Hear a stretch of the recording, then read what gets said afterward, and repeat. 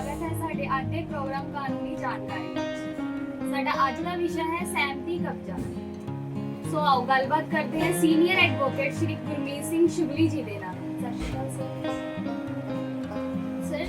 मेरा सब तो पहला सवाल था जो ये है कि ये कब्जा हुंदा की देखो ਸਾਡੇ ਲਫ਼ਜ਼ ਕਬਜ਼ੇ ਦਾ ਮਤਲਬ ਹੈ ਵੀ ਜਿਹੜਾ ਬੰਦਾ ਜਿਹੜੀ ਜਗ੍ਹਾ ਆ ਜਿਹਦੇ ਮਾਲਕਾਂ ਵਾਂਗ ਰਹਿੰਦਾ ਹੋਵੇ, ਜੇ ਮਾਲਕਾਂ ਨੂੰ ਵਿਹਾਰ ਕਰਦਾ ਹੋਵੇ ਤੇ ਜਿਹਦੇ ਕੋਈ ਚੀਜ਼ ਮੁਤਹਿਦ ਆ ਗਈ ਹੋਵੇ ਕਾਨੂੰਨੀ ਤੌਰ ਤੇ, ਜਾਂ ਕਿਸੇ ਨੂੰ ਤੁਸੀਂ ਕਿਸੇ ਥਾਂ ਤੇ ਬਿਠਾ ਦਿੱਤਾ ਹੋਵੇ, ਜਾਂ ਕੋਈ ਵੀ ਜਗ੍ਹਾ ਆ ਜੇ ਤੇ ਉਹ ਇੱਦਾਂ ਐਕਟ ਕਰਦਾ ਹੋਵੇ ਤੇ ਜਿੱਦਾਂ ਉਹ ਮਾਲਕ ਹੋਵੇ, ਤਾਂ ਇੱਦਾਂ ਦੇ ਵਿਹਾਰ ਨੂੰ ਅਸੀਂ ਕਹਿੰਦੇ ਆ ਵੀ ਇਸ ਬੰਦੇ ਦਾ ਕਬਜ਼ਾ ਹੋ ਗਿਆ।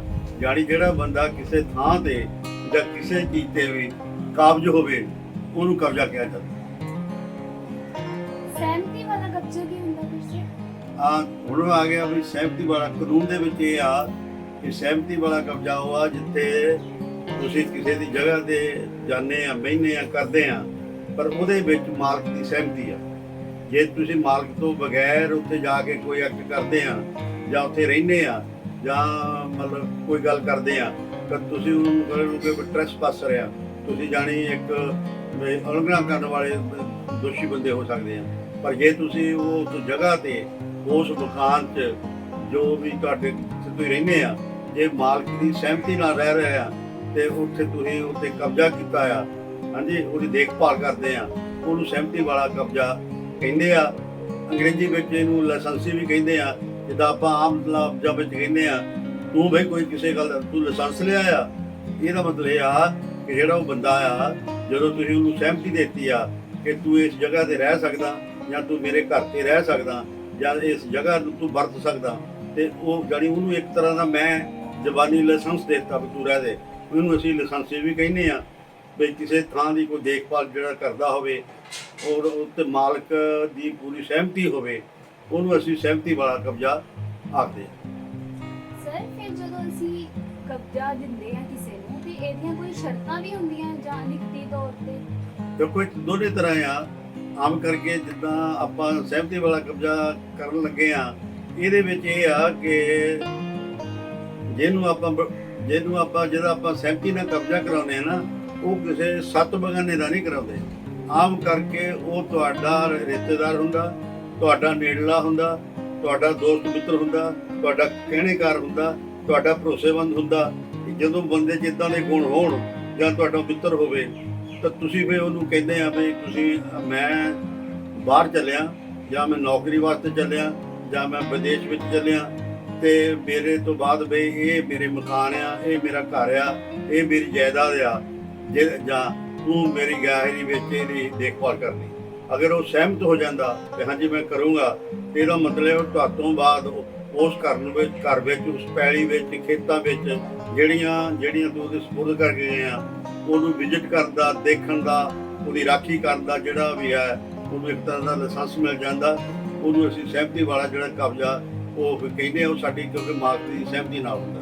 ਪਰ ਕਈ ਵਾਰੀ ਇਹ ਹੁੰਦਾ ਆ ਕਿ ਦੇਖੋ ਜੀ ਵੀ ਮੈਂ ਤੁਹਾਡੀ ਮਕਾਨਾਂ ਦੀ ਦੇਖਭਾਲ ਤਾਂ ਕਰੂੰਗਾ, ਦੂਏ ਦਿਨ ਦੇਖਾਂ, ਚੌਥੇ ਦਿਨ ਦੇਖਾਂ, ਜਾਂ ਰੋਜ਼ ਦੇਖਾਂ, ਪਰ ਮੈਨੂੰ ਵੀ ਕਿਸੇ ਵੇਲੇ ਇੱਥੇ ਰਹਿਣਾ ਪੈ ਸਕਦਾ।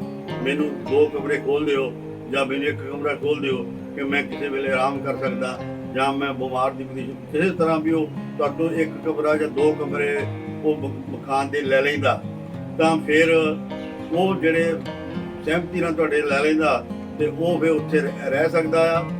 ਤੇ ਉਹ ਫਿਰ ਰਹਿ ਲੈਂਦਾ ਕਿਉਂਕਿ ਤੁਹਾਡੀ ਗੱਲ ਹਰ ਸਹਿਮਤੀ ਨਾਲ ਹੁੰਦੀ ਆ, ਤੇ ਇਸ ਕਰਕੇ ਉਹਦੇ ਵਿੱਚ ਕੋਈ ਲਿਖਣ ਦੀ ਲੋੜ ਨਹੀਂ। ਪਰ ਜੇ ਉਹ ਕਹਿੰਦੇ ਆ ਵੀ ਯਾਰ ਮੈਂ ਤੁਹਾਡੀ ਦੇਖਭਾਲ ਸਾਰੀ ਕਰਾਂਗਾ, ਪਰ ਤੁਸੀਂ ਕੀ ਪਤਾ ਕਦੋਂ ਮੁੜ ਕੇ ਆ ਜਾਓ, ਫਿਰ ਤੁਸੀਂ ਮੈਨੂੰ ਕਹੋ ਚੱਕ ਬਈ ਸਮਾਨ, ਤੂੰ ਬਾਹਰ ਨਿਕਲ, ਤੇ ਇਸ ਕਰਕੇ ਮੇਰੇ ਲਈ ਔਖਾ ਹੋ ਜਾਣਾ। ਫਿਰ ਤੁਸੀਂ ਇੱਦਾਂ ਕਰੋ ਜੀ ਵੀ ਆਪਾਂ ਛੋਟੀ ਜਿਹੀ ਇੱਕ ਲਿਖਤ ਕਰ ਲੈਂਦੇ ਹਾਂ। ਉਹ ਲਿਖਤ 'ਚ ਸ਼ਰਤਾਂ ਕੀਤੀਆਂ ਜਾਂਦੀਆਂ ਕਿ ਜਦੋਂ ਮੈਨੂੰ ਮਾਲਕ ਕਹਿਣਗੇ ਮੈਂ ਇਹਨੂੰ ਖਾਲੀ ਕਰੂੰਗਾ, ਪਰ ਮੇਰੀ ਸ਼ਰਤ ਇਹ ਆ ਕਿ ਮਾਲਕ ਜਦੋਂ ਮੇਰੇ ਤੋਂ ਉਹ ਜਗ੍ਹਾ ਖਾਲੀ ਕਰਾਉਣ ਤੇ ਮੈਨੂੰ ਇਹ ਕੋਈ ਟਾਈਮ ਦੇਣ, 1 ਮਹੀਨੇ ਦਾ ਟਾਈਮ ਦੇ ਦੇਣ, 15 ਦਿਨ ਦਾ ਲਿਖ ਲਓ, ਜਾਂ ਮਹੀਨੇ ਦਾ ਲਿਖ ਲਓ, ਜਾਂ 2 ਮਹੀਨੇ ਦਾ ਲਿਖ ਲਓ। ਉਹਦੇ ਮੁਤਾਬਕ ਜੇ ਲਿਖਤ ਆ ਤੇ ਉਹਦੇ ਮੁਤਾਬਕ ਤੁਹਾਨੂੰ ਨੋਟਿਸ ਦੇਣਾ ਪਏਗਾ ਮਾਲਕਾਂ ਨੂੰ ਕਿ ਅਸੀਂ ਆ ਗਏ ਹਾਂ, ਮੈਂ ਆਪਣੀ ਨੌਕਰੀ ਪੂਰੀ ਕਰਕੇ ਆ ਗਿਆ, ਜਾਂ ਮੈਂ ਵਿਦੇਸ਼ਾਂ 'ਚੋਂ ਆ ਗਿਆ, ਜਾਂ ਮੈਂ ਜਿਹੜੇ ਕੰਮ ਲਈ ਕਿਸੇ ਮਿਸ਼ਨ ਤੇ ਗਿਆ ਸੀ ਮੇਰਾ ਉਹ ਪੂਰਾ ਹੋ ਗਿਆ, ਹੁਣ ਮੈਂ ਆਪ ਆਪਣੀ ਆਪਣੀ ਜ਼ਮੀਨ ਤੇ ਆਪਣੀ ਜਾਇਦਾਦ ਤੇ ਕਾਬਜ਼ ਹੋਣਾ ਚਾਹੁੰਦਾ, ਇਸ ਕਰਕੇ ਵੀ ਤੂੰ ਇਹਨੂੰ 1 ਮਹੀਨੇ 'ਚ ਖਾਲੀ ਕਰ ਦੇ। ਉਹ ਜਿੱਦਾਂ ਉਹ 'ਚ ਸ਼ਰਤ ਲਿਖੀ ਆ ਉਹਦੇ ਮੁਤਾਬਕ ਫਿਰ ਜੇ ਉਹ ਨੋਟਿਸ ਦੇਣਾ ਪੈਂਦਾ, ਉਹ ਫਿਰ ਉਹਦੇ ਨੋਟਿਸ ਦੇ ਮੁਤਾਬਕ ਉਹਨੂੰ ਖਾਲੀ ਕਰਨਾ ਪੈਂਦਾ। ਆਮ ਕਰਕੇ ਜਿੱਦਾਂ ਮੈਂ ਪਹਿਲਾਂ ਦੱਸਿਆ ਕਿ ਤੁਹਾਡੇ ਬਹੁਤ ਨੇੜਲੇ ਰਿਸ਼ਤੇਦਾਰ, ਦੋਸਤ, ਮਿੱਤਰ, ਪਿਆਰਾ ਕੋਈ ਤੁਹਾਡਾ ਹੁੰਦਾ ਆ ਜਿਹਦੇ ਤੁਹਾਨੂੰ ਪੂਰਾ ਯਕੀਨ ਹੋਵੇ, ਜਿਹੜਾ ਤੁਹਾਡੇ ਤੇ ਵੀ ਯਕੀਨ ਕਰਦਾ ਹੋਵੇ, ਤੋਂ ਅਜਿਹੇ ਬੰਦੇ ਨੂੰ ਇੱਦਾਂ ਦੀ ਚੀਜ਼ ਦਿੱਤੀ ਜਾਂਦੀ ਆ। ਉਹ 'ਚ ਲਿਖਤ ਦੀ ਆਮ ਕਰਕੇ ਕੋਈ ਲੋੜ ਨਹੀਂ, ਨਾ ਇਹ 'ਚ ਕਿਰਾਇਆ ਲਿਆ ਜਾਂਦਾ ਤੇ ਨਾ ਇਹ 'ਚ ਕਿਰਾਇਆ ਦੇ ਕੇ ਕੋਈ ਰਸੀਦ ਲਈ ਜਾਂਦੀ ਆ, ਨਾ ਕੋਈ ਰਸੀਦ ਦਿੱਤੀ ਜਾਂਦੀ ਆ। ਕਿਉਂਕਿ ਜਦੋਂ ਰਸੀਦਾਂ ਦਾ ਚੱਕਰ ਪੈ ਗਿਆ, ਕਿਸੇ ਨੂੰ ਕੋਈ ਇਹਦਾ ਕਿਰਾਇਆ ਦੇ ਦਿੱਤਾ ਤਾਂ ਤੁਸੀਂ ਰਸੀਦ ਲੈ ਲਈ ਆ, ਫਿਰ ਤੁਸੀਂ ਕਿਰਾਏਦਾਰ ਬਣ ਗਏ ਆ, ਫਿਰ ਤੁਸੀਂ ਜਿਹੜੇ ਆ ਸਹਿਮਤੀ ਨਾਲ ਕਬਜ਼ਾ ਤੁਹਾਡਾ ਨਹੀਂ ਰਿਹਾ, ਤੁਸੀਂ ਤਾਂ ਫਿਰ ਉਹ ਇੱਕ ਤਰ੍ਹਾਂ ਕਿਰਾਏਦਾਰ ਬਣ ਗਏ। ਉਹ ਫਿਰ ਕਿਰਾਏ ਤੇ ਇੱਕ ਲੱਗਦਾ ਜਿਹੜਾ ਆਮ ਕਾਬਤ ਵਿੱਚ ਕਹਿੰਦੇ ਆ ਵਨਸ ਟੈਨੈਂਟ ਔਰ ਵਿੱਚ, ਜਦੋਂ ਤੁਹਾਡੇ ਕੋਲ ਉਹ ਰਿਹਾਇਸ਼ ਦੀ ਤੁਸੀਂ ਪੈਸੇ ਦਿੱਤੇ, ਉਹਦੀ ਰਸੀਦ ਮਿਲ ਗਈ, ਤਾਂ ਤੁਸੀਂ ਇਹ ਵੀ ਕਹਿ ਸਕਦੇ ਆ ਕਿ ਵੀ ਮੈਂ ਤਾਂ ਤੁਹਾਡਾ ਹੁਣ ਕਿਰਾਏਦਾਰ ਆ, ਮੈਂ ਇਹਨੂੰ ਨਹੀਂ ਛੱਡਣਾ, ਜਦ ਤੱਕ ਮੈਂ ਹੈਗਾ ਆ ਮੈਂ ਤੁਹਾਨੂੰ ਕਿਰਾਇਆ ਦਿੰਦਾ ਰਹਾਂਗਾ। ਉਹ ਇਸ ਕਰਕੇ ਇਹ ਜਿਹੜਾ ਸਹਿਮਤੀ ਵਾਲਾ ਕਬਜ਼ਾ ਹੁੰਦਾ, ਆਮ ਕਰਕੇ ਇਹਦੇ ਵਿੱਚ ਕੋਈ ਲਿਖਤ ਨਹੀਂ ਕੀਤੀ ਜਾਂਦੀ। ਜੇ ਲਿਖਤ ਕੀਤੀ ਜਾਂਦੀ ਤਾਂ ਸਿਰਫ ਇਸ ਗੱਲ ਦੀ ਕਿ ਜਦੋਂ ਤੁਸੀਂ ਮੁੜ ਕੇ ਉਹਦਾ ਵਾਪਸ ਕਬਜ਼ਾ ਲੈਣਾ ਚਾਹੁੰਦਾ ਮਾਲਕ, ਤੇ ਉਹਨੂੰ ਇੱਕ ਨੋਟਿਸ ਹੋਵੇ, ਫਿਰ 15 ਦਿਨ ਪਹਿਲਾਂ ਕਹਿ ਦੇਵੇ ਲੈ ਵੀ ਤੈਨੂੰ 15 ਦਿਨ ਦਿੱਤੇ ਆ ਜਾਂ ਤੈਨੂੰ 1 ਮਹੀਨਾ ਦਿੱਤਾ ਆ, ਤੂੰ 15 ਦਿਨਾਂ ਜਾਂ 1 ਮਹੀਨੇ ਤੱਕ ਇਹਨੂੰ ਖਾਲੀ ਕਰਕੇ ਤਾਂ ਮੈਨੂੰ ਦੇ ਦੇ। ਉਹ ਉਸ ਗੱਲ 'ਚ ਫਿਰ ਲਿਖਤ ਕੀਤੀ ਜਾਂਦੀ ਆ। ਕੋਈ ਪੈਸੇ ਦਾ ਲੈਣ ਦੇਣ ਜਾਂ ਰਸੀਦ ਦਾ ਨਹੀਂ ਇਹਦੇ ਵਿੱਚ ਚੱਕਰ ਹੁੰਦਾ। ਜੇ ਉਹ ਚੱਕਰ ਹੋ ਜਾਵੇ ਤੇ ਫਿਰ ਉਹ ਕਿਰਾਏਦਾਰ ਵੀ ਬਣ ਜਾਂਦਾ। ਪਰ ਇਹਨਾਂ ਵਿੱਚ ਕਈ ਵਾਰੀ ਆਮ ਕਰਕੇ ਕਦੀ ਨਹੀਂ, ਕਈ ਵਾਰੀ ਕਿਸੇ ਗੱਲ ਕਰਕੇ ਜਾਂ ਜਿਹੜਾ ਰਹਿੰਦਾ ਜਾਂ ਤੁਹਾਡਾ ਰਿਸ਼ਤੇਦਾਰ ਵੀ ਵਿਗੜ ਜਾਂਦੇ ਆ, ਹੁਣ ਵਿੱਚ ਪਾਣੀ ਪੈ ਜਾਂਦਾ, ਦੋਸਤ ਵੀ ਵਿਗੜ ਜਾਂਦੇ ਆ, ਹੋਰ ਜਿਹੜੇ ਸਾਰੇ ਇਸ ਬੰਦੇ ਤਰ੍ਹਾਂ ਵਿਗੜਦੇ ਆ, ਉਹ ਫਿਰ ਕਈ ਵਾਰੀ ਕਬਜ਼ਾ ਨਹੀਂ ਛੱਡਦੇ। ਉਹ ਦੇਖ ਲੈਂਦੇ ਕਿ ਇਹਨਾਂ ਨੂੰ ਕਮਜ਼ੋਰ ਹੋ ਗਏ ਆ, ਜਾਂ ਇਹਨਾਂ ਦੇ ਬੰਦੇ ਬਹੁਤ ਘੱਟ ਰਹਿ ਗਏ ਆ, ਜਾਂ ਮੇਰੀ ਪੋਜੀਸ਼ਨ ਵਧੀਆ ਹੋ ਗਈ ਆ, ਜਾਂ ਉਹਦਾ ਦਿਲ ਬੇਈਮਾਨ ਹੋ ਗਿਆ, ਤਾਂ ਉਹ ਇਹ ਵੀ ਕਹਿ ਸਕਦਾ ਵੀ ਮੈਂ ਨਹੀਂ ਜੀ ਹੁਣ ਛੱਡਣਾ ਕਬਜ਼ਾ, ਤੇ ਮੈਂ ਨਹੀਂ ਆ। ਉਹ ਫਿਰ ਬੰਦਾ ਲੜਨਾ ਨਹੀਂ ਚਾਹੁੰਦਾ ਮਾਲਕ, ਉਹ ਫਿਰ ਜਦੋਂ ਇਹਦੇ ਵਿੱਚੋਂ ਫਿਰ ਇੱਕ ਮੁਕੱਦਮਾ ਨਿਕਲ ਆਉਂਦਾ, ਜੇ ਉਹ ਨਾ ਛੱਡੇ ਤਾਂ ਫਿਰ ਉਹ ਇੱਕ ਅਦਾਲਤ ਵਿੱਚ ਜਾ ਕੇ ਕੇਸ ਕਰ ਸਕਦਾ ਕਿ ਮੈਂ ਇਹਨੂੰ ਲਾਇਸੈਂਸੀ ਬਣਾਇਆ ਸੀ, ਮੈਨੂੰ ਆਪਣੀ ਥਾਂ ਤੇ ਰੱਖਿਆ ਸੀ, ਪਰ ਇਹ ਉੱਥੇ ਰਹਿੰਦਾ ਰਿਹਾ, ਇੰਜੋਏ ਕਰਦਾ ਰਿਹਾ, ਤੇ ਪਰ ਜਦੋਂ ਹੁਣ ਮੈਂ ਛੱਡਣ ਨੂੰ ਕਿਹਾ ਤੇ ਕਬਜ਼ਾ ਛੱਡਣ ਤੋਂ ਇਨਕੁਆਰੀ ਹੈ। ਜਦੋਂ ਅਜਿਹੀ ਗੱਲ ਦੇ ਵਿੱਚ ਆ ਕਿ ਹੁਣ ਮੈਨੂੰ ਇਹ ਤੋਂ ਕਬਜ਼ਾ ਦਵਾਇਆ ਜਾਵੇ, ਤੁਹਾਨੂੰ ਸੂਟ ਫॉर ਪੋਜੈਸ਼ਨ ਕਰਨਾ ਪਏਗਾ ਕਿ ਮਾਲਕ ਮੈਂ ਇਹਦਾ ਹੈਗਾ ਹੀ ਆ, ਜਿਹਦਾ ਟਾਈਟਲ ਜਿਹੜਾ ਮਾਲਕੀ ਜਿਹੜੇ ਆ ਉਹਦਾ ਸਬੂਤ ਆ ਨਾਲ ਲਾਇਆ ਜਾਂਦਾ, ਜਿਹੜਾ ਤੁਹਾਡੇ ਕੋਲ ਖਰੀਦ ਹੋਵੇ ਜਾਂ ਮਾਲਕੀ ਦੇ ਜਿਹੜੇ ਸਬੂਤ ਹੋ ਲਾਏ ਜਾਂਦੇ ਆ। ਪਰ ਇਹ ਹੁਣ ਕਬਜ਼ਾ ਛੱਡਣ ਤੋਂ ਇਨਕਾਰੀ ਆ, ਇਹ ਕਿਰਪਾ ਕਰਕੇ ਤੋਂ ਕਬਜ਼ਾ ਦਵਾਇਆ ਜਾਵੇ। ਇਸ ਕਰਕੇ ਤੁਹਾਨੂੰ ਅਦਾਲਤ ਵਿੱਚ ਜਾਣਾ ਪਏਗਾ, ਸੂਟ ਫॉर ਪੋਜੈਸ਼ਨ ਵੀ ਕਬਜ਼ੇ ਦਾ ਕੇਸ ਕਰਨਾ ਪੈਣਾ ਵੀ ਮੈਨੂੰ ਮਾਲਕ ਤਾਂ ਮੈਂ ਹੈਗਾ ਹੀ ਆ, ਹੁਣ ਮੈਨੂੰ ਤੋਂ ਕਬਜ਼ਾ ਦਵਾਇਆ ਜਾਵੇ। ਫਿਰ ਕੇਸ ਚੱਲ ਪੈਂਦਾ, ਉਹ ਆਪਣੀ ਗੱਲ ਦੱਸਦਾ, ਵਕੀਲ ਵੀ ਕਰ ਸਕਦਾ, ਤੁਸੀਂ ਵੀ ਕਰ ਸਕਦੇ ਆ, ਉਹ 'ਚ 6 ਮਹੀਨੇ ਵੀ ਲੱਗ ਸਕਦੇ, ਸਾਲ ਵੀ ਲੱਗ ਸਕਦੇ ਆ, 2 ਸਾਲ ਵੀ ਲੱਗ ਸਕਦੇ ਆ। ਪਰ ਇਹਨਾਂ ਵਿੱਚ ਇਹ ਬਹੁਤ ਘੱਟ ਹੁੰਦਾ। ਸਹਿਮਤੀ ਵਾਲੇ ਕਬਜ਼ੇ ਨੂੰ ਅਸੀਂ ਹੋਰ ਲੈਂਗੁਏਜ ਜਿੱਦਾਂ ਮੈਂ ਤੁਹਾਨੂੰ ਦੱਸਿਆ ਵੀ ਲਾਇਸੈਂਸੀ ਵੀ ਕਹਿੰਦੇ ਆ, ਕੇਅਰ ਟੇਕਰ ਵੀ ਕਹਿੰਦੇ ਆ, ਜਿਹੜਾ ਤੁਹਾਡੀ ਗਾਇ ਦੀ ਵਿੱਚ ਤੁਹਾਡੀ ਚੀਜ਼ ਨੂੰ ਜਿਹੜਾ ਦੇਖਭਾਲ ਕਰਦਾ ਆ, ਤੇ ਉਹਦੇ ਵਿੱਚ ਕੋਈ ਪੈਸੇ ਦਾ ਜ਼ਿਕਰ ਨਹੀਂ ਹੁੰਦਾ, ਉਹਨੂੰ ਜਿਹੜੀ ਫ੍ਰੀ ਆਫ ਕੋਸਟ ਕਰਨਾ ਹੁੰਦਾ। ਜੇ ਰਿਹਾਇਸ਼ ਲੈਣੀ ਆ ਤਾਂ ਲੈ ਸਕਦਾ ਉੱਥੇ ਵਿੱਚ, ਪਰ ਉਦੋਂ ਉਹਨੂੰ ਖਾਲੀ ਕਰਨੀ ਪੈਂਦੀ ਆ ਜਦੋਂ ਉਹਨੂੰ ਮਾਲਕ ਕਰੇ। ਤੇ ਇਹ ਮਾਲਕ ਦੀ ਸਹਿਮਤੀ ਨਾਲ ਰਹਿਣਾ, ਮਾਲਕੀ ਦੀ ਸਹਿਮਤੀ ਦੀ ਕੋਈ ਉਲੰਘਣਾ ਨਹੀਂ ਕਰਨੀ, ਕੋਈ ਉਹਦੇ ਵਿੱਚ ਕੋਈ ਹੋਰ ਕੁਝ ਨਹੀਂ ਕਰਨਾ, ਮਕਾਨਾਂ 'ਚ ਕੋਈ ਆਲਟਰੇਸ਼ਨ ਨਹੀਂ ਕਰਨੀ, ਜਿੱਦਾਂ ਦੇ ਦਿੱਤੇ ਉੱਦਾਂ ਦੇ ਵਾਪਸ ਕਰਨੇ, ਪਰ ਉਹਨਾਂ ਦੀ ਦੇਖਭਾਲ ਕਰਨੀ ਆ। ਜੇ ਇਹ ਹੋਵੇ ਤੇ ਇਹਨੂੰ ਆਪਾਂ ਸਹਿਮਤੀ ਵਾਲਾ ਕਬਜ਼ਾ ਕਹਿੰਦੇ ਆ। ਤਾਂ ਜੇ ਤੁਸੀਂ ਮਾਲਕ ਤੋਂ ਬਗੈਰ ਕਰਦੇ ਆ ਤਾਂ ਫਿਰ ਤੁਹਾਡਾ ਇਹੋ ਤੇ ਕਬਜ਼ਾ ਹੋ ਸਕਦਾ, ਸਹਿਮਤੀ ਵਾਲਾ ਨਹੀਂ ਹੋ ਸਕਦਾ, ਤੇ ਉਹਨੂੰ ਨਜਾਇਜ਼ ਕਬਜ਼ਾ ਵੀ ਕਹਿ ਸਕਦੇ ਆ। ਤਾਂ ਜਾਂ ਫਿਰ ਹੁਣ ਤੁਹਾਨੂੰ ਚੀਜ਼ ਕਿਰਾਏ ਤੇ ਲਈ ਹੋਵੇ, ਉਹ ਵੀ ਕਿਰਾਏਦਾਰ ਵੀ ਤੁਹਾਡਾ ਉਹਨੂੰ ਵੀ ਕਬਜ਼ਾ ਆਪਾਂ ਨੂੰ ਦੇਣਾ ਪੈਂਦਾ, ਫਿਰ ਉਹਨੂੰ ਕਬਜ਼ਾ ਜਿਹੜਾ ਕਈ ਵਾਰੀ ਖਾਲੀ ਕਰਾਉਣ ਲਈ ਅਦਾਲਤਾਂ ਦੀ ਲੋੜ ਪੈਂਦੀ ਆ। ਇਹਦੇ ਵਿੱਚ ਅਦਾਲਤਾਂ ਦੀ ਬਹੁਤ ਘੱਟ ਲੋੜ ਪੈਂਦੀ ਆ। ਜਿੱਦਾਂ ਮੈਂ ਪਹਿਲਾਂ ਦੱਸਿਆ ਕਿ ਕਿਸੇ ਨੇੜਲੇ ਬੰਦੇ ਨੂੰ, ਕਿਸੇ ਵਫਾਦਾਰ ਨੂੰ, ਕਿਸੇ ਰਿਸ਼ਤੇਦਾਰ ਨੂੰ, ਕਿਸੇ ਦੋਸਤ ਨੂੰ, ਕਿਸੇ ਮਿੱਤਰ ਨੂੰ ਇਹ ਦੇਖਭਾਲ ਕਰਨ ਲਈ ਛੱਡਿਆ ਜਾਂਦਾ, ਜਿਹੜਾ ਤੁਹਾਡੇ ਤੋਂ ਬਾਅਦ ਦੇਖਭਾਲ ਕਰਦਾ। ਜਦੋਂ ਤੁਸੀਂ ਵਾਪਸ ਆਉਂਦੇ ਆ, ਜਦੋਂ ਵੀ ਆਵੋ, ਸਾਲ ਨੂੰ ਆਵੋ, 6 ਮਹੀਨਿਆਂ ਨੂੰ ਆਵੋ, 10 ਸਾਲਾਂ ਨੂੰ ਆਵੋ, ਤੇ ਉਹ ਜਿਹੜੀ ਚੀਜ਼ ਆ ਤੁਹਾਡੇ ਹਵਾਲੇ ਕਰ ਦਿੰਦੇ ਆ। ਜੇ ਉਹ ਹਵਾਲੇ ਤੁਸੀਂ ਉਹਨੂੰ ਦੇ ਕੇ ਜਾਂਦੇ ਆ, ਤੁਹਾਡੇ ਆਉਣ 'ਤੇ ਉਹ ਤੁਹਾਨੂੰ ਖਾਲੀ ਕਰ ਦਿੰਦਾ ਆ, ਤੁਹਾਡੇ ਰਿਲੇਸ਼ਨ ਉੱਦਾਂ ਦੇ ਰਹਿੰਦੇ ਆ, ਤੇ ਇਹ ਕਬਜ਼ੇ ਨੂੰ ਅਸੀਂ ਸਹਿਮਤੀ ਵਾਲਾ ਕਬਜ਼ਾ ਆਖਦੇ ਹਾਂ। ਸਰ ਤੁਹਾਡੇ ਤੋਂ ਅਗਲਾ ਸਵਾਲ ਮੇਰਾ ਇਹ ਹੈ ਕਿ ਕਬਜ਼ਾ ਨਾ ਛੱਡਣ ਦੀ ਸੂਰਤ ਵਿੱਚ ਮਾਲਕ ਕੋਲ ਹੋਰ ਕੀ ਬਦਲ ਹੈ? ਦੇਖੋ ਜੀ, ਵੀ ਜੇ ਮੈਂ ਤੁਹਾਨੂੰ ਪਹਿਲਾਂ ਵੀ ਦੱਸਿਆ ਵੀ ਜੇ ਤਾਂ ਅੱਬਲ ਤਾਂ ਬਹੁਤ ਘੱਟ ਲਿਖੇ ਪੈਂਦੇ ਆ, ਪਰ ਹੁਣ ਤੁਸੀਂ ਇੱਕ ਸਵਾਲ ਕੀਤਾ ਵੀ ਜੇ ਕਬਜ਼ਾ ਨਾ ਛੱਡੇ ਤਾਂ ਉਹਦੇ ਲਈ ਅਮਲ ਪਸੰਦ ਲੋਕਾਂ ਵਾਸਤੇ ਜਾਂ ਜਿਹੜੇ ਲੋਕ ਕਾਨੂੰਨ ਨੂੰ ਨਹੀਂ ਤੋੜਨਾ ਚਾਹੁੰਦੇ, ਉਹਨਾਂ ਕੋਲ ਇਹ ਬਦਲਿਆ ਕਿ ਉਹ ਅਦਾਲਤ ਵਿੱਚ ਜਾਣ, ਉੱਥੇ ਕਬਜ਼ਾ ਵਾਪਸ ਲੈਣ ਲਈ ਕੇਸ ਕਰਨ। ਜਿੱਦਾਂ ਮੈਂ ਪਹਿਲਾਂ ਦੱਸਿਆ, ਸੂਟ ਫॉर ਪੋਜੈਸ਼ਨ ਕਰਨ। ਜਦੋਂ ਕਰਦੇ ਆ ਤਾਂ ਫਿਰ ਉਹ ਦੂਜੀ ਧਿਰ ਨੂੰ ਨੋਟਿਸ ਚੱਲਦਾ ਤਾਂ ਫਿਰ ਤੁਸੀਂ ਇੰਨੀ ਤਰੀਕ ਨੂੰ ਆਓ ਤੇ ਆਣ ਕੇ ਦੱਸੋ ਕਿ ਤੁਸੀਂ ਇਹ ਕਬਜ਼ਾ ਜਿਹੜਾ ਆ ਕਿਉਂ ਨਹੀਂ ਛੱਡਣਾ ਚਾਹੁੰਦੇ, ਜਾਂ ਕਬਜ਼ਾ ਅਸੀਂ ਮਾਲਕ ਨੂੰ ਕਿਉਂ ਨਹੀਂ ਦੇਣਾ ਚਾਹੁੰਦੇ।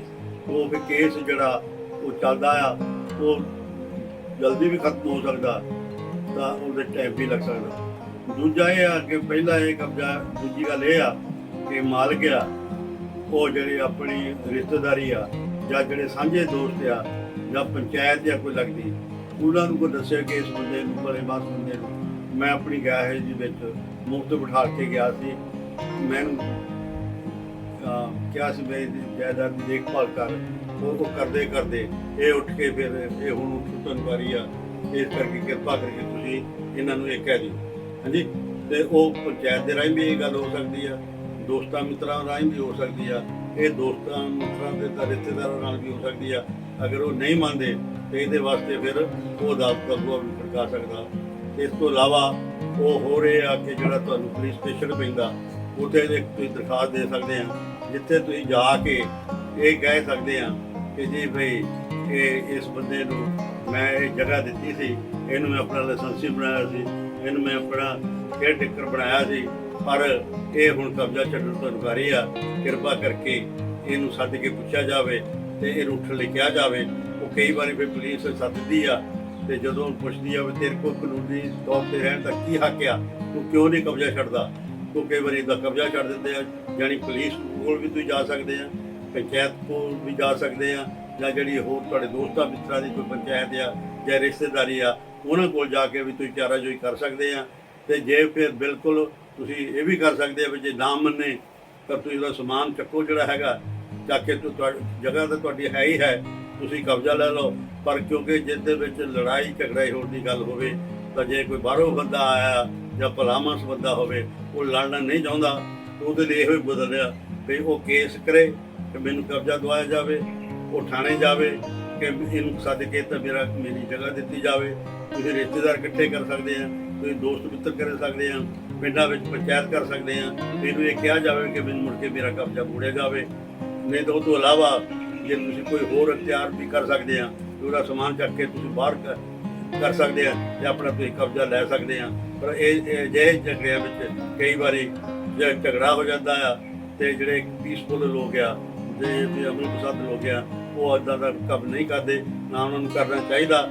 ਜਦ ਤੁਹਾਡੇ ਪਾਸ ਕਾਨੂੰਨ ਹੈ ਤੇ ਉਹ ਕਾਨੂੰਨ, ਪਰ ਇਹਨਾਂ ਕੇਸਾਂ ਵਿੱਚ, ਬਹੁਤ ਘੱਟ ਕੇਸਾਂ ਵਿੱਚ, ਕਿਉਂਕਿ ਕੋਈ ਕਾਨੂੰਨੀ ਤੌਰ ਤੇ ਇਹਦੇ ਵਿੱਚ ਕਿਰਾਏਦਾਰ ਤਾਂ ਬਣ ਨਹੀਂ ਸਕਦਾ, ਕੋਈ ਜੋਰਾਵਰ ਬੰਦਾ ਹੋ ਸਕਦਾ, ਕੋਈ ਹੋਰ ਘਰੇਲੂ ਗੱਲ ਹੋ ਸਕਦੀ ਆ ਜਿਹੜਾ ਆੜ ਫੜ ਸਕਦਾ। ਉਹਨਾਂ ਨੇ ਉਹ ਜਿਹੜੀਆਂ ਪਹਿਲਾਂ ਮੈਂ ਗੱਲਾਂ ਦੱਸੀਆਂ, ਉਹ ਸਾਰੇ ਸਾਧਨ ਵਰਤਣੇ ਚਾਹੀਦੇ ਆ। ਉਹਨਾਂ ਸਾਧਨਾਂ ਰਾਹੀਂ ਇਹ ਖਾਲੀ ਹੋ ਸਕਦਾ। ਨਹੀਂ ਤਾਂ ਅਦਾਲਤ ਦਾ ਸਭ ਤੋਂ ਅਖੀਰੀ ਹੈ, ਕਾਨੂੰਨ ਨੂੰ ਆਪਣੇ ਹੱਥ 'ਚ ਨਾ ਲੈਂਦੇ ਹੋਏ ਤੁਸੀਂ ਉਹਦਾ ਅਦਾਲਤ ਦਾ ਸਹਾਰਾ ਲੈ ਸਕਦੇ ਆ ਤੇ ਆਪਣਾ ਜਿਹੜੀ ਜਗ੍ਹਾ ਆ ਉਹ ਖਾਲੀ ਕਰਾ ਸਕਦੇ ਆ। ਸਰ ਮੇਰਾ ਤੁਹਾਡੇ ਤੋਂ ਆਖਰੀ ਸਵਾਲ ਇਹ ਹੈ ਕਿ ਕਬਜ਼ਾ ਨਾ ਛੱਡਣ ਦੀ ਸੂਰਤ ਵਿੱਚ ਕੀ ਕੋਈ ਸਜ਼ਾ ਦੀ ਵੀ ਪ੍ਰੋਵੀਜ਼ਨ ਹੈ? ਦੇਖੋ ਜੀ, ਗੱਲ ਇਹ ਹੈ ਵੀ ਆਪਾਂ ਇੱਕ ਵਾਰੀ ਇੱਕ ਐਪੀਸੋਡ ਵਿੱਚ ਫੌਜਦਾਰੀ ਅਦਾਲਤਾਂ ਦਾ ਜ਼ਿਕਰ ਕੀਤਾ ਸੀ। ਜਿਹੜਾ ਕੋਈ ਬੰਦਾ ਕਾਨੂੰਨ ਤੋੜਦਾ ਜਾਂ ਸਟੇਟ ਦੇ ਬਰਖਲਾਫ ਕੋਈ ਗੱਲ ਕਰਦਾ, ਉਹਨਾਂ ਨੂੰ ਸਜ਼ਾਵਾਂ ਹੁੰਦੀਆਂ। ਇੱਕ ਤਾਂ ਉਹਨੇ ਇਹ ਕਹਿਣਾ ਜੀ ਬਈ ਇਹ ਮੈਨੂੰ ਕਬਜ਼ਾ ਦਵਾਇਆ ਜਾਵੇ, ਅਦਾਲਤ ਨੇ ਜਾਂ ਕਬਜ਼ਾ ਦਵਾਉਣਾ ਜਾਂ ਕਬਜ਼ਾ ਨਹੀਂ ਦਵਾਉਣਾ। ਆਮ ਕਰਕੇ 100% ਅਜਿਹੇ ਕੇਸਾਂ ਵਿੱਚ ਮਾਲਕ ਨੂੰ ਅਦਾਲਤ ਕਬਜ਼ਾ ਦਵਾਉਂਦੀ ਹੈ। ਉਹਦਾ ਕਾਰਨ ਤੇ ਜਿਹੜੇ ਉਹ ਜਗ੍ਹਾ ਹੁੰਦੀ ਆ ਜਾਂ ਉਹ ਘਰ ਹੁੰਦਾ ਆ ਜਾਂ ਹੋਰ ਜਾਇਦਾਦ ਦੇ ਸ਼ਕਲ 'ਚ ਜਾਇਦਾਦ ਹੋ ਸਕਦੀ ਆ। ਉਹਦੇ ਵਿੱਚ ਜਿਹੜੀ ਮਾਲਕੀ ਹੁੰਦੀ ਆ ਉਹ ਤੇ ਮਾਲਕ ਦੀ ਹੁੰਦੀ ਆ, ਉਹਦੇ ਕੋਲ ਟਾਈਟਲ ਹੁੰਦਾ, ਉਹਦੇ ਕੋਲ ਰਜਿਸਟਰੀ ਹੁੰਦੀ ਆ, ਉਹਦੇ ਕੋਲ ਫਰਦ ਹੁੰਦੀ ਆ, ਜੋ ਵੀ ਮਾਲਕੀ ਦੇ ਹੁੰਦੇ ਆ ਉਹਦੇ ਕੋਲ ਹੁੰਦਾ। ਜਿਹਨੂੰ ਤੁਸੀਂ ਸਹਿਮਤੀ ਨਾਲ ਬਿਠਾ ਕੇ ਜਾਂਦੇ ਆ, ਜਿਹੜਾ ਤੁਹਾਡਾ ਪਹਿਲਾਂ ਰਿਸ਼ਤੇਦਾਰ ਵੀ ਹੋ ਸਕਦਾ, ਤੁਹਾਡਾ ਮਿੱਤਰ ਪਿਆਰਾ ਵੀ ਹੋ ਸਕਦਾ, ਦੋਸਤ ਵੀ ਹੋ ਸਕਦਾ, ਤੁਹਾਡਾ ਕੋਈ ਵਿਸ਼ਵਾਸ ਪਾਤਰ ਵੀ ਹੋ ਸਕਦਾ, ਉਹਦੇ ਕੋਲ ਤੇ ਕੁਝ ਵੀ ਨਹੀਂ ਹੁੰਦਾ, ਉਹਦੇ ਕੋਲ ਕੋਈ ਰਸੀਦ ਨਹੀਂ ਹੁੰਦੀ, ਕਿਉਂਕਿ ਤੁਸੀਂ ਕਿਰਾਇਆ ਲੈਂਦੇ ਨਹੀਂ, ਤੇ ਜਦੋਂ ਉਹ ਕਿਰਾਇਆ ਦਿੰਦਾ ਨਹੀਂ ਤਾਂ ਤੁਸੀਂ ਰਸੀਦ ਨਹੀਂ ਦਿੰਦੇ। ਉਹਦਾ ਕੇਸ ਤੇ ਬਹੁਤ ਕਮਜ਼ੋਰ ਹੁੰਦਾ। ਉਹਦਾ ਸਿਰਫ ਇਦਾਂ ਦੇ ਕੇਸਾਂ ਵਿੱਚ ਟਾਈਮ ਕੱਢ ਲੈਂਦਾ 2-4 ਮਹੀਨੇ ਇਹ ਚੱਲੇਗਾ ਤੇ ਮੈਂ ਇਹ 'ਚ ਹੋਰ ਰਹਿ ਲਾਂਗਾ। ਪਰ ਇਹਦੇ ਵਿੱਚ ਜਿਹੜਾ ਤੁਸੀਂ ਸਵਾਲ ਪੁੱਛਿਆ ਵੀ ਕੀ ਜੇ ਕਿਸਾਂ ਵਿੱਚ ਕੋਈ ਸਜ਼ਾ ਦਾ ਵੀ ਹੈਗਾ ਪ੍ਰਬੰਧ, ਇਹਦਾ ਪਹਿਲਾ ਜਵਾਬ ਆ ਕਿ ਕੋਈ ਪ੍ਰਬੰਧ ਨਹੀਂ, ਕਿਉਂਕਿ ਇਹ 100% ਇਹ ਸਿਵਲ ਕੇਸ ਆ।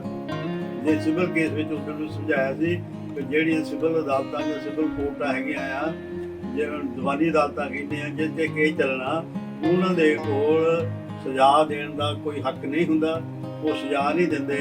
ਜਦੋਂ ਤੁਸੀਂ ਇਹ ਕੇਸ ਕਰਦੇ ਆ, ਉਹ ਮੋਟੇ ਤੌਰ ਤੇ ਕੇਸ ਤੁਹਾਡੇ ਹੱਕ 'ਚ ਹੋਣਾ ਜਾਂ ਜਿਹਦੇ ਤੁਸੀਂ ਬਰਖਲਾਫ ਕੀਤਾ ਉਹਦੇ ਹੱਕ 'ਚ ਹੋਣਾ। ਇੱਕ ਧਿਰ ਦੇ ਹੱਕ 'ਚ ਹੋਣਾ ਹੁੰਦਾ, ਇੱਕ ਧਿਰ ਦੇ ਬਰਖਲਾਫ ਹੋਣਾ ਹੁੰਦਾ। ਪਰ ਇਹ ਜਿਹੜਾ ਇਹ ਸਪੈਸ਼ਲ ਕੇਸ ਆ, ਜਿਹੜੇ ਸਹਿਮਤੀ ਵਾਲੇ ਕਬਜ਼ੇ ਦੀ ਕੋਈ ਗੱਲ ਕੀਤੀ ਆ, ਇਹਦੇ ਵਿੱਚ ਜਿਹੜਾ 100% ਮੈਂ ਕਹਿ ਸਕਦਾ ਕਿ ਸਾਰੇ ਸਬੂਤ ਮਾਲਕ ਦੇ ਕੋਲ ਹੁੰਦੇ ਆ, ਮਾਲਕ ਦੇ ਕੋਲ ਨਕਸ਼ੇ ਪਾਸ ਹੋਏ ਹੁੰਦੇ ਆ, ਮਾਲਕ ਨੇ ਬਿਲਡਿੰਗ ਬਣਾਈ ਹੋਈ ਹੁੰਦੀ ਆ। ਜੇ ਨਹੀਂ ਬਣਾਈ ਹੋਵੇ ਬਿਲਡਿੰਗ, ਉਹ ਅਗਾਂਹ ਭੁਗਤਾ ਸਕਦੇ ਆ। ਜੇ ਤੋਂ ਖਰੀਦੀ ਹੋਵੇ ਜਾਂ ਸਮਾਨ ਖਰੀਦਿਆ ਹੋਵੇ ਜਾਂ ਤੁਹਾਡਾ ਸਮਾਨ ਪਿਆ ਹੋਵੇ, ਤੁਸੀਂ ਸਾਰੀਆਂ ਗਈਆਂ ਭੁਗਤਾ ਕੇ ਇਹ ਸਾਬਤ ਕਰਨਾ ਹੁੰਦਾ ਵਿੱਚ ਦੋਸਤ ਮਿੱਤਰਾਂ ਨੂੰ ਵੀ ਇਹ ਮੇਰਾ ਕਿਰਾਏਦਾਰ ਨਹੀਂ ਸੀ, ਇਹ ਮੇਰਾ ਲਾਇਸੈਂਸੀ ਸੀਗਾ, ਇਹ ਮੇਰਾ ਸਹਿਮਤੀ ਵਾਲੇ ਕਬਜ਼ੇ ਵਾਲਾ ਬੰਦਾ ਸੀ, ਇਹ ਕੇਅਰ ਟੇਕਰ ਸੀਗਾ, ਇਹ ਮੇਰੀ ਗੈਰ ਦੇ ਵਿੱਚ ਦੇਖਭਾਲ ਕਰਦਾ ਸੀਗਾ। ਇਸ ਕਰਕੇ ਇਹ ਜਾਣ ਕੇ ਇਹ ਕਬਜ਼ਾ ਨਹੀਂ ਛੱਡ ਰਿਹਾ ਤੇ ਕਿਰਪਾ ਕਰਕੇ ਇਹਨੂੰ ਕਬਜ਼ਾ ਛੱਡਣ ਦਾ ਹੁਕਮ ਕੀਤਾ ਜਾਵੇ, ਕਿਉਂਕਿ ਮੈਂ ਕੋਈ ਹੋਰ ਤਰੀਕਾ ਬਣਾ ਕੇ ਮੈਂ ਕਾਨੂੰਨ ਨੂੰ ਆਪਣੇ ਹੱਥ ਵਿੱਚ ਨਹੀਂ ਲੈਣਾ ਚਾਹੁੰਦਾ। ਮੈਂ ਮਤਲਬ ਆਮ ਸਧਾਰਨ ਨਾਗਰਿਕ ਹਾਂ ਤੇ ਮੈਂ ਠੀਕ ਰਹਿਣਾ ਚਾਹੁੰਦਾ ਹਾਂ। ਉਹ ਆਮ ਕਰਕੇ ਫਿਰ ਮਾਲਕ ਨੂੰ ਕਬਜ਼ਾ ਜਿਹੜਾ ਇਹਦੇ ਵਿੱਚੋਂ ਮਿਲ ਜਾਂਦਾ। ਸਜ਼ਾ ਦਾ ਇਹਦੇ ਵਿੱਚ ਕੋਈ ਪ੍ਰੋਵੀਜ਼ਨ ਨਹੀਂ, ਕੋਈ ਪ੍ਰਬੰਧ ਨਹੀਂ ਕੀਤਾ ਗਿਆ ਆ, ਕਿਉਂਕਿ ਫੌਜਦਾਰੀ ਕੇਸ ਹੈ ਹੀ ਨਹੀਂ।